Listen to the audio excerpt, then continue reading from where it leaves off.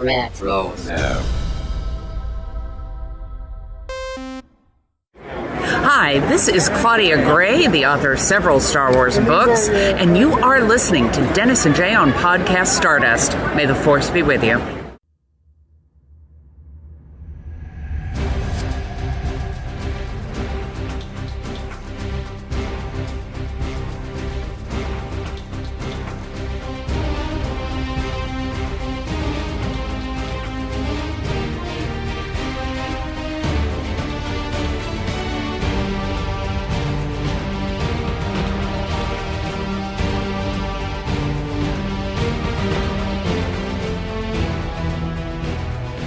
Welcome to Podcast Stardust. This is the fully armed and operational podcast dedicated to Star Wars news, reviews, and discussion. I'm Dennis Keithley. And I'm Jay Krebs. And this episode is going to feature our discussion of Adam Christopher's Master of Evil. But before we get into that, Jay, you want to go ahead and remind everybody where we can be found on social media? Absolutely. Very easy to find us. We're on Facebook and Instagram at Podcast Stardust. All right, the dish is aligned, the signal's boosted to maximum output, the shield is down. We are now broadcasting to the galaxy. So, as we just said, we're going to be talking about Master of Evil. This is a novel written by Adam Christopher. It's about Darth Vader. It takes place in the time period immediately following Order 66 and Revenge of the Sith. And it's really kind of about Darth Vader. It's about Darth Vader, although he's not our central character. He's not our protagonist in this book. But I don't know. There's too much going on to really give you a summary. We're going to be talking about a lot of things over as we get through this, but let's kind of hit up some non-spoiler thoughts with our overall opinions on this book. What did you think, Jay? Well, like you said, it's a Darth Vader centric book, but not. It's kind of a Darth Vader adjacent book for the most part of the reading of this, and it definitely was surprising to me. And I know you felt the same way, that we thought we were getting somewhat of a different book than what we did when we first got going into it. And to me, this felt like a very lengthy version of from a certain point of view story. And, Adam Christopher has written a couple of those in those anthologies as well. So getting a perspective story from a different character, in this case, a Royal Guard colonel, as some people like to say, the red Crayolas, kind of thing, was very unexpected, but also I really, really enjoyed it a lot more than I thought I was going to. And there's definitely some twists and turns in this novel that I did not expect. Some things I could have maybe done without, or I thought weren't necessarily central to the storyline and maybe didn't contribute a ton, but I understood why Adam Christopher, wrote those elements in. But overall, I enjoyed the book. Was it one of my favorites? No, but it was entertaining nonetheless. But what were your thoughts? I'm with you. When this book was getting promoted, it was a book about Darth Vader. Right. And when they gave us a sample, it was a segment of the book right from the beginning when Darth Vader is bleeding a crystal, which we talked about on a previous news episode of this show. And so I walked in really expecting something more heavily about Darth Vader. Now, the book is about Darth Vader. However, our feature character is Halland Goth, who, as you pointed out, is this colonel in the of the Imperial Guard that the Emperor's got set up, of course, after the Clone Wars. And again, I want to stay away from spoilers for just a bit longer, and just so people, if they're curious, they can hear what we think about the book and they go check out themselves. But not giving anything really away. I think the reason for that is that Darth Vader is one of those characters where sometimes the less time you spend in his head, the better, in order to maintain the menacing nature of this character and wonder what's going on behind that mask. We all know who he is. We all know he's Anakin, whatever. But I'm thinking of like the different comics that feature Darth Vader. We don't spend a whole lot of time in his head. We see his reactions, we see what he's saying to things, but we interpret what he is thinking and how he feels about things by the way he reacts. And so I kind of can appreciate the challenge that Adam Christopher had with this book, which is again, Darth Vader's dialogue and such is it's a nuanced thing. You can't just give him lengthy speeches. You can't just have him talking on and on and on and on to people. He does that. He doesn't do a whole lot of that, and he's very deliberate in a lot of things he says. So I get why we feature Halland Goth. Besides, the thing is that it's weird to say this considering we're doing a book club about Darth Bane, and that's our protagonist. But it's kind of hard to have someone like Darth Vader as our protagonist in this. And that's why I think it probably was important to focus on Halland Goth as much as they did. Right. Yeah. And so, it's an interesting story. It, again, it picks up after the Clone Wars. Vader is he's not even really known throughout the Empire yet. This is something that they talk about over the course of the book about the Emperor's, he tells Vader, "You're my right hand, to what degree I'm going to give you access thing, that'll be figured out going forward." But this is early days of the Empire, and Vader is still kind of finding his way in this Empire and what it means to be the Sith apprentice and all of that. And I like that aspect of the book. But I guess I don't want to say too much without really getting to some of the spoilery details here. But any other thing, not spoiler, you want to say before we dive into a more of an in-depth discussion? Well, I like the droid. So, you know me, I always love a good droid, and this book definitely does not disappoint when it comes to giving us a droid that has a little bit of a fun spin on what it can do and what its personality is and what its capabilities are. So that's all I'm going to say about TC-99 or nines for Okay. now. All right. So we're going to get into a bit more details. I guess something I could have mentioned in the non-spoiler portion of this discussion is that this wasn't the easiest book to read or to consume, I should say. I tried doing the audio version of the book. I read like the first couple chapters, but then I was trying to listen to it like on dog walks and stuff like that. And I found I was having a hard time keeping up or completely comprehending everything that was going on. And I don't think that really had anything to do with Mark Thompson's performance as much as it just did is that there's a lot of nuance in this book. And it took me in some occasions, like going back and rereading stuff that I just read to make sure I understood what was being talked about in this. And I think the other problem is with, as I was just talking about with Darth Vader being such a key figure, we don't really get into his head to understand why it is he's doing or the things that he's doing too often. We get relatively few chapters that are told from his perspective. It's usually Halland Goth's perspective or TC-99 second, and then a few other random characters third and fourth in there.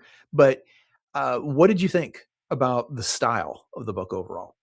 Oh, I'm with you. And I think the best way that I got through this book was doing what, I know you've called like the whisper sync sort of thing, where I had the Audible version on, I think 1.75 speed or something of that nature while I was actually reading it. Because as you mentioned, Mark Thompson always does such a great job with narrating and doing the voice acting. And have to point out too that Catherine Tabor makes an appearance in this book as Padme. So that was a lot of fun to hear. But there was times where I was a little confused as to what was going on, or because there were some things that would flip back and forth between, I don't want to necessarily say memories, but especially with Halland, thinking about, okay, well, where have I heard this before? Where have I seen this before? And then putting the two and two together. So there was a lot of almost, I guess you could say, detective work going on in this as well, which I guess is part of what Halland was sort of quote unquote hired for by the Emperor anyways, is to put two and two together. But I like what you said, the observation about how we're not really getting things from Vader's perspective. We're getting the observation of what's happening. But then as the reader, we get to put two and two together from what we also understand about Vader. So I think that someone going into this book that may not have a lot of, I don't want to necessarily say in-depth knowledge and background on a lot of these things, is going to understand it even less. But then again, I do think it's very helpful to have some knowledge of some of that deep dive information. Does that make sense? Yeah, it does. It does. This book can be understood, but you just would have to be willing to take your time with it there, Yes, because definitely. there's touchstones that we're all familiar with. There are some deep dive characters and references that you'll appreciate more if you know those things, but you don't have to in order to get through the book.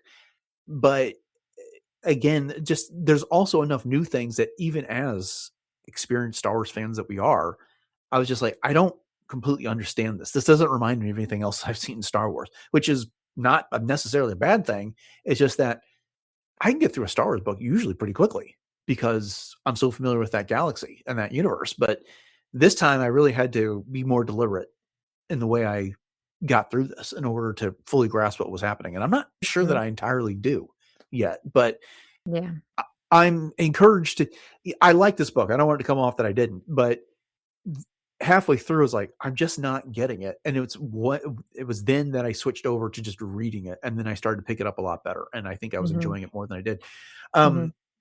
Again, I don't know how deep into the weeds we're going to get on this, but there's some things I do want to touch on. The book starts actually with Count Dooku before the end of the Clone Wars, and he's been sent to this planet Deso by Palpatine to recover some sort of a Force relic.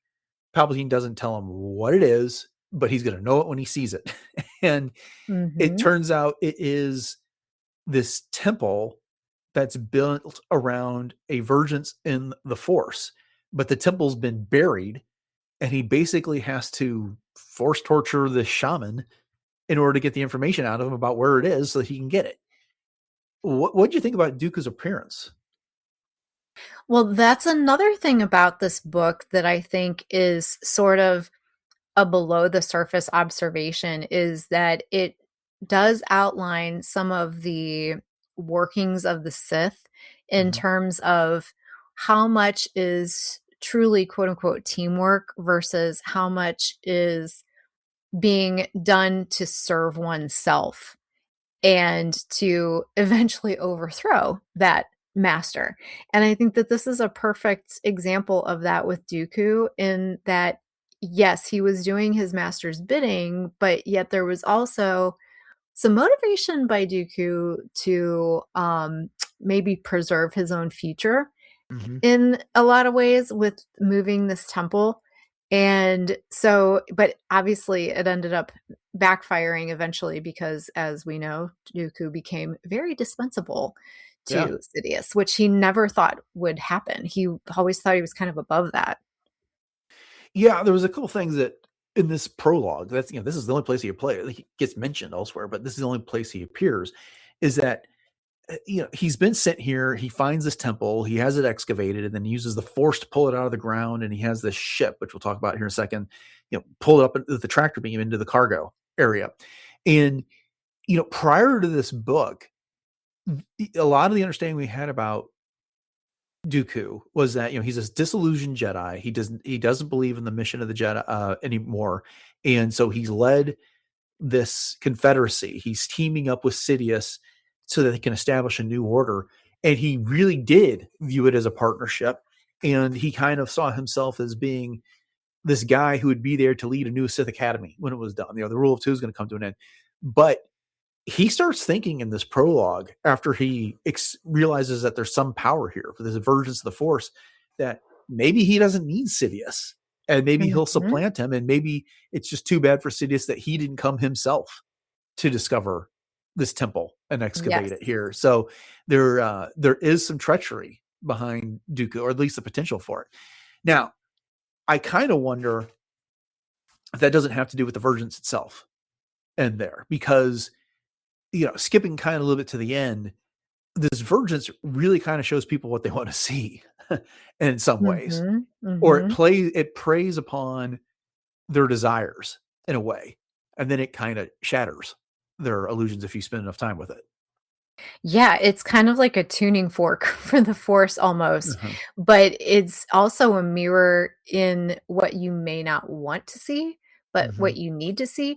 And that's the thing. And that's one of the things that was a little bit confusing to me at first was, as you mentioned, this vergence in the force and that it has these force conductive qualities and whatnot, is that I was thinking to myself, okay, is this something similar to what we saw in the cave on Dagobah or what we saw on Tython? You know, all of these different vergences in the force, the hole on the Last Jedi, you know, kind of thing that Rey went down into. But yet this was able to be moved and physically picked up as a structure and moved, but it still gives you like World Between World vibes. It was very trippy in a lot Yeah. of ways, you know, at some points, especially with Vader. And, you know, it was something that just shows you that you just don't play around with this kind of stuff. And yet the Sith just don't learn the lessons. No, they don't, especially Vader. Yeah. So shifting gears from that, it's like, you know, it's hard to like isolate anything because it's all so connected here. But this book, when it introduces Vader, he is getting ready to bleed the crystal that he just stole from Kurakan Falah, or he killed Kurakan Falah and took his crystal, and he's gone back to Mustafar, and he finds a different vergence in the Force to bleed his crystal with. And the crystal puts up a fight. We talked about this some episodes ago when we got this as an excerpt here. And he successfully bleeds the crystal after having experienced some sort of vision from he thinks it's the crystal putting up the fight. After having read this book and his experience with the vergence that is in the resonance prism that's inside the temple, I'm thinking it was the vergence in the Force itself that was kind of speaking to him through the crystal to make him see this alternate vision where he goes back and kills Palpatine and then kind of goes and tries to surrender Obi-Wan. But Vader overcomes that and says no and completes the process of bleeding the crystal. And then it's kind of like that vergence kind of accepted him at that point. Yeah. And here's the thing with Vader. I mean, even going all the way back to Anakin, he's obsessed. And in this case, he's obsessed with bending reality. And he's always trying to reclaim what he lost. You know, obviously it's Padme. He's always been obsessed with Padme and trying to undo what he has done. But the thing of it is that he realizes that it doesn't matter what reality he finds himself in. It's almost like, you know, Loki redoing all of the different, threads of time. Padme's still going to die in every single one of them. And I think that that's one of the things that Vader has to kind of realize in this whole thing. But you're right. I mean, between the bleeding of the crystal and then trying to manipulate this prism, for Vader, it's always about that possibility that he could somehow bend it to his will.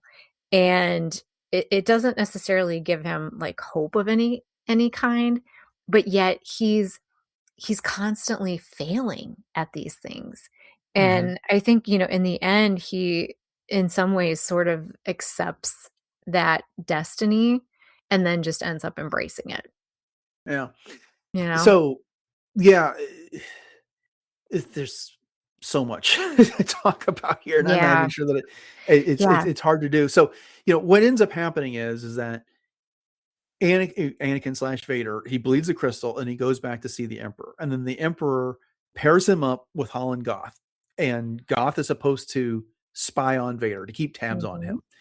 And the thing that we skipped over is that after Dooku pulls out this temple with his vergence in it, he puts it on that ship that can reconfigure itself, which was developed in secret with the Techno Union at the time, and is under the control of a tactical droid, an elite tactical droid, unlike superior to any other tactical droids out there.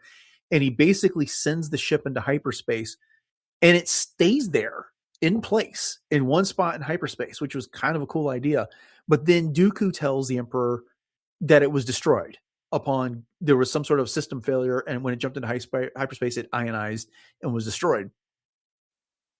The Emperor, or it was Sidious at the time, was mad about this at the time, but said, "Oh, it's unfortunate. We have other things to do."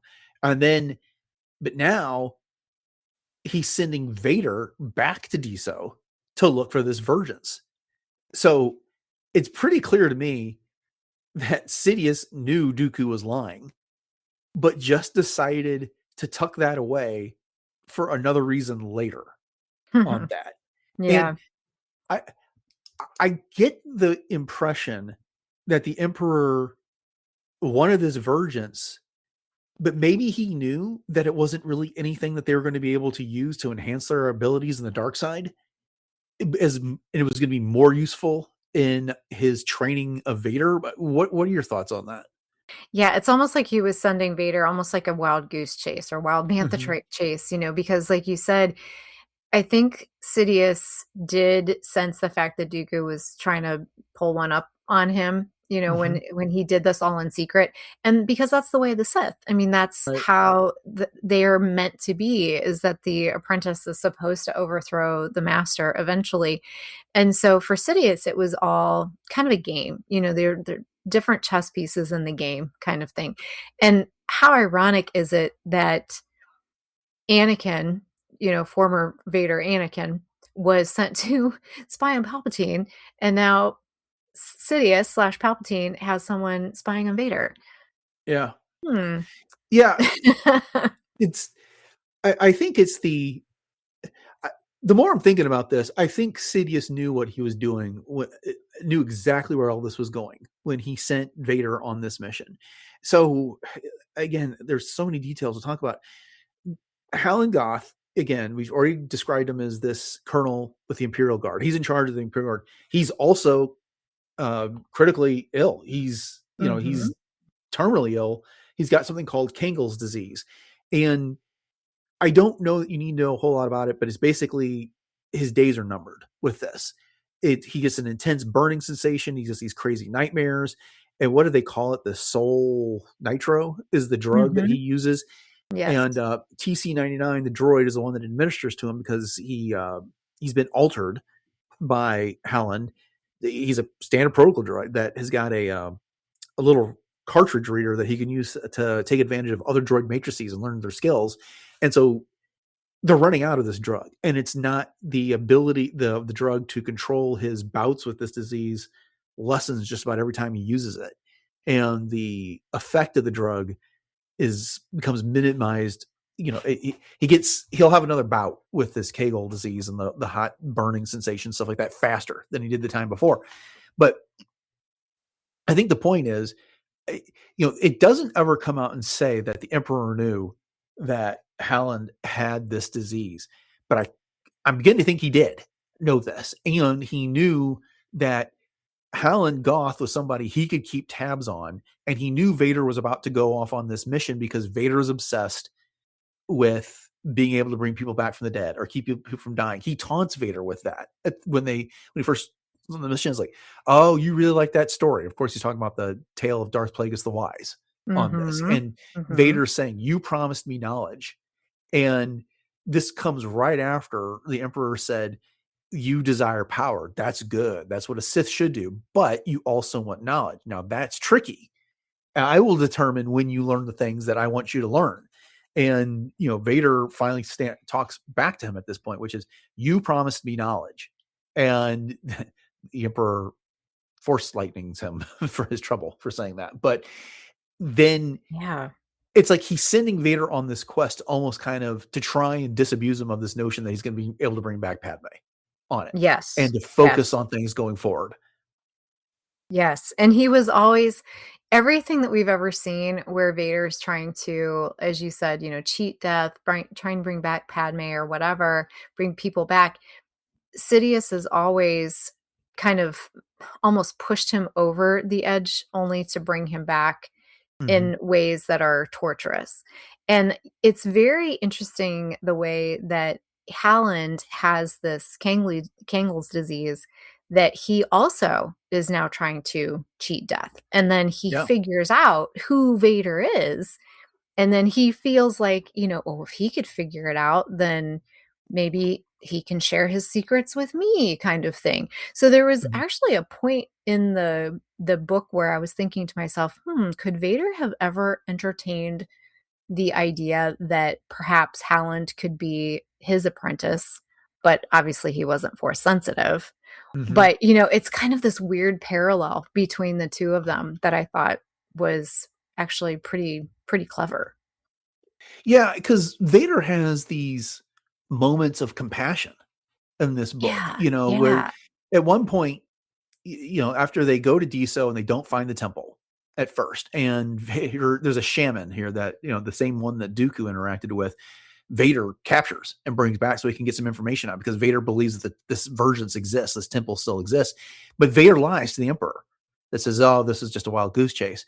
And then the Emperor calls on Halland to give his report, and Halland knowingly lies to the Emperor too. He backs up Vader. And it's because he's got this terminal disease, and he's hoping that Vader's secrets, or this vergence, that, this resurrectionist, this shaman, is going to be able to save him as well. Of course, he eventually figures out that there's nothing like that's going to be able to happen. But yeah, so Vader is again pursuing this idea of mortality, of not necessarily for him, but being able to bring somebody back, namely Padme.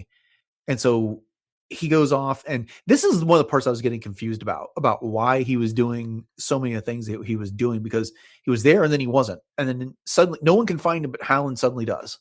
He and TC-99 figure out what nobody else can figure out, which is where Vader is. But I know what I was going to say.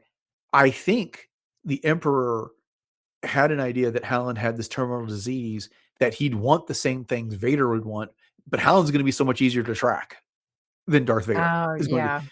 Despite the fact, Darth Vader is like 7 feet tall in a full body armor and black and has a respirator that everyone can hear from a mile away in the situation. But Vader's cunning, Vader's sneaky.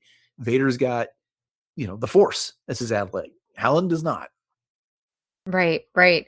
And at the same token, too, the way that Vader was personified in this book was truly all over the place. As you said, there were these little glimpses of Anakin slash, his old self, even down to things like fixing Appo's leg, for example, Commander Appo, which, quick aside, I thought was a really cool little touch, that he would still have a clone trooper from the 501st as part of his team. But as you said, they were kind of in transition, and this was right after the Clone Wars and everything in Order 66. But yeah, I mean, and then as far as Vader being portrayed in this, as you said, with Halland and everything, and the way that the Emperor was keying in on what, he wanted to happen, it's just the same old Sidious as always, pulling the strings. And Right. you see that if you pay attention closely enough, that it all unfolds to Sidious's design. Yeah. What do you think was behind those acts of compassion from Vader? Because, when Halland finally comes clean and tells Vader, he's like, yeah, I lied to the Emperor for you, and I believe you. I want to serve you. I think you're the future. And, he explains that he's a dying man. And so he kind of wants what Vader's got. And then later, when, Appo lost a leg and now has a cybernetic one in place, and it gets damaged, and Appo's attempts to fix it are passable, but not great. But then Vader makes it essentially as good as new. He goes out of his way to do that. What do you think about that? I mean, that's a very different person than we see through, almost the entire, up until Vader decides to turn on the Emperor and save Luke and return the Jedi. I just can't think of anything like Vader did like that. And we get those glimpses, like I said, of Vader getting back to Anakin. Life is always simpler when you're fixing things. And I think that for a lot of that, they're glitches. Glitches in the Vader system, so to speak. And that's where, when I keep thinking about the echoes of Luke and Padme saying there's good in him, there's good in him. And as much as Vader tries to stamp it down, and he does, I mean, he's very successful at stamping it down, as well as stamping out a lot of other people. I mean, let's think about the hallway scene in Rogue One, that there's still those little flashes in there, as much as he tries to push them aside, that they're just there. They're just there. I guess I'm not seeing him as being altruistic, though. I feel like he did this. I think yeah, I feel like it was more of these were means to an end type of things. I mean, Anakin knew Appo, right? And so that's a useful guy to have around, especially when other clones have already perished there on the ship. So yeah. And, of course, what we're talking about is that Vader, and then independently, some Techno Union people who we haven't even talked about. I'm not even sure we're going to have time to get into them much on this. And then Halland and some other women from DSO, who we haven't talked about either. They all independently figure out how to get to this temple that's stationed in place in hyperspace, and they do. And they discover this ship, which was secretly built by Dooku. It's got all of this force conductivity. It's designed to reconfigure itself so it can handle whatever the mission is. In this case, it reconfigured itself so it could hold this temple and keeps it in hyperspace. I mean, the ship becomes a shifting maze throughout the entire thing as people are trying to get to the heart, and Vader's trying to get to the virgins there. And but then there's this tactical droid, Sarnath, is aboard. And okay, so there's the tactical droid Sarnath, but then the Cybot Galactica, which was absorbed essentially the Techno Union from the Clone Wars and has all the resources, is also a player in this. And when they kind of find out, when Vader is trying to figure out how to get to the ship and how to interpret the coordinates he pulled out of this is convoluted, isn't it? The battle droid headdress that the shaman was wearing that was spitting out the coordinates. He goes to the board of Cybot Galacta, and it's this one member, Jarvik Keel, that figures the whole thing out and kind of tells them where it is. And then they all end up there. Okay. Keep all this in mind because it's going to get a little bit more complicated. Yep. And then Sarnath is what Jarvik wants, this elite tactical droid. He wants to bring him back to their headquarters so they can essentially reverse engineer him and get all this information. It'll advance their profits. It'll advance the corporation. It'll be great. And so that's his goal. Now, Jarvik is also a bit like Lobot from the Empire Strikes. He has one of those cybernetic implants that wraps around his head, which was kind of a cool callback. And Sarnath is kind of been working in low power mode, just keeping this ship and the temple going all this time. But then he powers back up and starts to turn everyone and downloads himself into Jarvik's cybernetic implant and takes him over. Yeah. That was some horror level stuff going on right there. Yeah, you're not kidding. Yeah. And I know I just said a lot, which details a lot, but there's not a lot of discussion going on there. But when all this was going, I was like, I did not see any of this coming at all when it happened. But it was an intriguing part of the book. Yeah, there's so many moving parts to this because, as you mentioned, you've got this whole thing with the Techno Union, which I have to say, I thought it was brilliant the way, as you were saying, the ship kind of morphs itself and it was turning into these little mazes and whatnot. I would love to see that play out on a screen, can I just say? Right.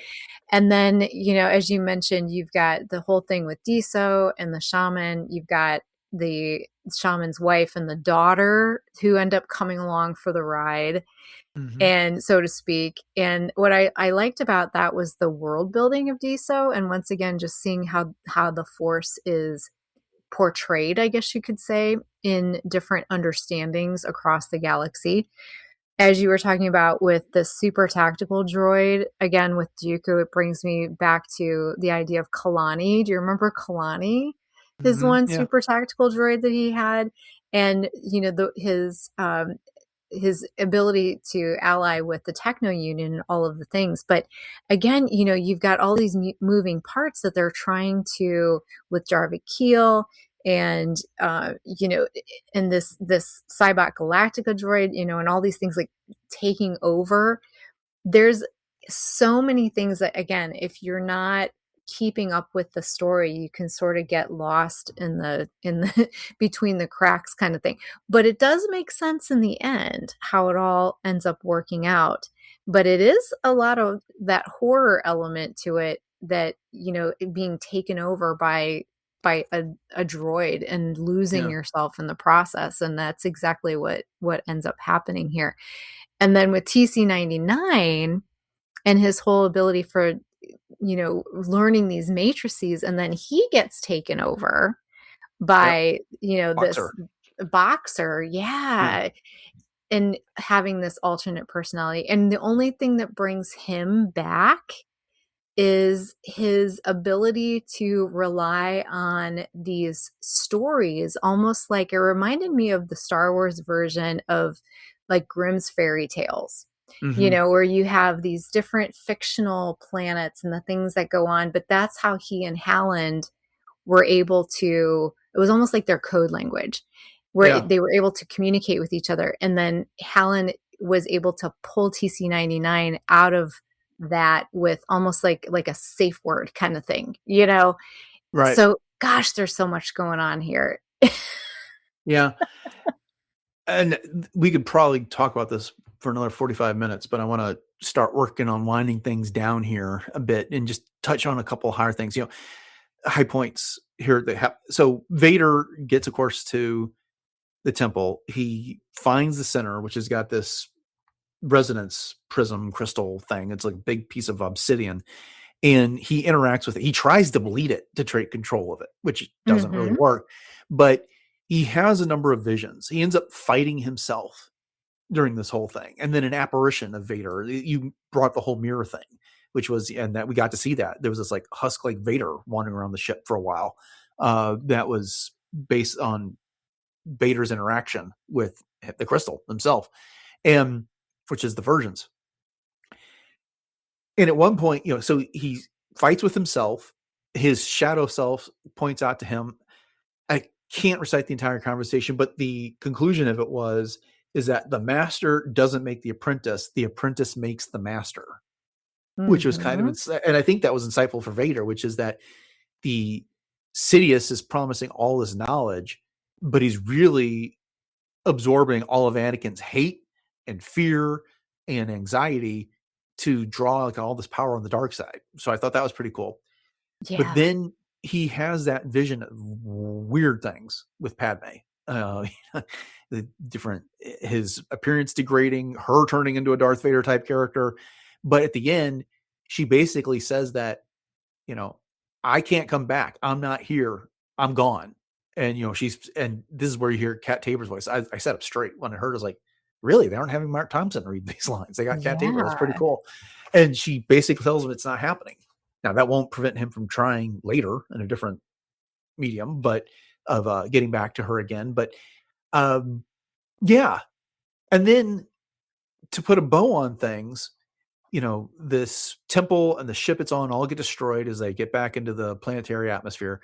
And Vader comes back to the Emperor. And as he's reporting on his mission, he pulls out a brick from the temple, chucks it on the floor and says, "Here's your temple." Here's your temple. And Sidious is sitting in his throne, and he just turns around and starts cackling and laughing about this. And that was such a great ending. It's like, because Sidious, like I said, we were talking about earlier, I really think he knew what he was doing when he knew that there wasn't going to be any great power that was brought back, but he'd just been lecturing Vader about the knowledge that he was going to give him. And here was this lesson, which is that you can't get what you want. This whole idea of bringing Padme back from the dead is not a thing. Yeah. And you learn that a very hard way, but it's a lesson that it's kind of one of those things where I can tell you something, but if you figure it out yourself, you're always going to remember it better. And I think that's what the Emperor just did to Vader. Oh yeah, totally. And that's when it goes back to what I was saying about sending him kind of on a wild bantha chase, because in the end, he knew he was pulling the strings and he knew what the outcome was going to be. And as you said, Vader had to kind of figure it out for himself. But it's just so classic Sith, can't you just leave the temple where it was on Deso and study it there? But no, they had to take it and manipulate it and recreate it and distort it and and then this is what ends up happening. Yeah. No, it was a good book. I don't know when, but I'm definitely going to go back and read it a second time. I think this is a book that's going to benefit greatly from a second read. I agree. I really liked Shadow of the Sith, which was the book Adam Christopher wrote that kind of it does take place between Return of the Jedi and The Force Awakens, and it's talking about that hunt for the Sith that Luke and Lando went on, and it kind of explains what was going on with Rey and her parents and all that type of thing. Good book. I read it twice. same thing. It was good the first time, but that one was a bit more straightforward. It was much more, and so, I understood it a lot better the first time, but really enjoyed it more the second time. This one really takes a lot more thought and concentration, and I think it will definitely benefit from a second read. Yes. And like I was saying, there's just so many moving parts and it's hard Mhm. to keep track of a lot of it. But I did really appreciate, some of the new things that we got introduced to, like this resonance prism, for Uh-huh. example, and just the idea that here's just another kind of relic or crystal, if you will, that is very much along the same lines as a kyber crystal, where it doesn't necessarily focus the same kind of power. Right. It's more, on almost like a psychological or metaphysical scale kind of thing, which I dug that. I thought that was really cool. And this whole Techno Union ship, like I said, with the maze and everything I just thought it was like I was lost in the visualization, just thinking to myself, oh my gosh, like this would be so cool to see, in on screen kind of thing. So yeah, I'm with you. I think a second read through would definitely be beneficial. I don't know when that's going to happen because we've got so many other things going on, Yeah. but Yeah. put this one on the back burner maybe for another day. Right. Indeed. Yeah. I mean, I would love to get into more detail on this, but it is a challenging book and so I hope our conversation has helped our readers decide if they haven't read it, whether they want to, or if they have read it, to kind of organize some of their thoughts about it. I'd love to hear if anyone else has read this, what they thought about the book and any insights that they pulled out of it. So we'll give you our Mhm. social media contacts and email contacts here in just a bit, so that if you want to reach out to us, make that happen. But okay, well, let's go ahead and wrap this up. Thank you all for joining us for this episode of Podcast Stardust and this discussion of Master of Evil. We hope you've enjoyed it. We try and review most. We can't get to all of them, but most of the Star Wars books that come out. So if you want to catch our discussions, then make sure you hit the subscribe button on your podcatcher of choice. And we are doing a very in-depth look into Darth Bane Path of Destruction. We just had the first episode in that book series. We're doing 10 segments, the first of which was last week.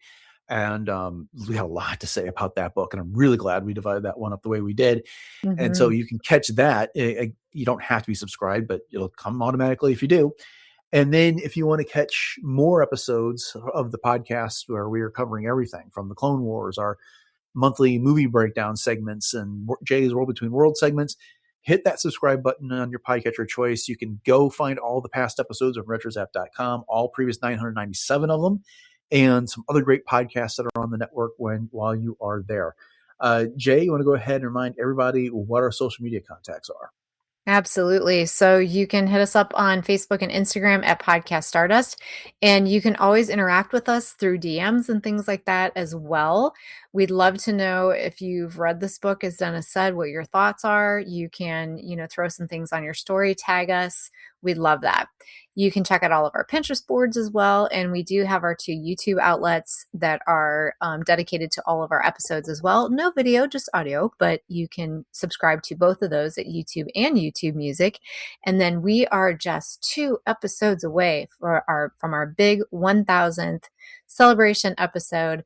And we'd love it if you would drop us a line at podcaststardust@gmail.com to let us know what some of your favorite features are here on the podcast, some of your favorite episodes or memories, some of your favorite guests that we've had on, any questions that you might have, or, just in general, any comments. So once again, that's podcaststardust@gmail.com. And if you'd like to do that, we need those by Thursday. So by tomorrow, please. And we'll put those together in our next episode. And then last but not least, we have our TeePublic link that you can hit up for all things Podcast Stardust. And if you do happen to pick anything up, please know that all of those purchases do help to support the show. So if you want to pick up a t-shirt or a sweatshirt or coffee mug, we really appreciate that. All right. You want to go ahead and fill everybody in on what's going on with cosplay?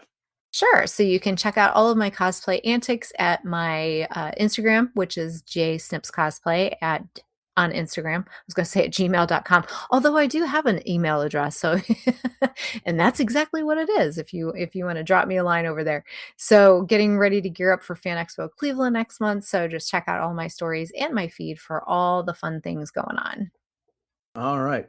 So, upcoming on the show on Friday, we're wrapping up this week with news. And then, as Jay was just talking about a second ago, Monday is episode 1000. So, we don't know exactly everything we're doing yet, but it's going to be fun. And we're going to have a good time celebrating 1000 episodes of Podcast Stardust. So, make sure you join us for that. Okay. Thanks for listening to episode 998 of Podcast Stardust, everyone. Have a great rest of your week. And until next time, may the Force be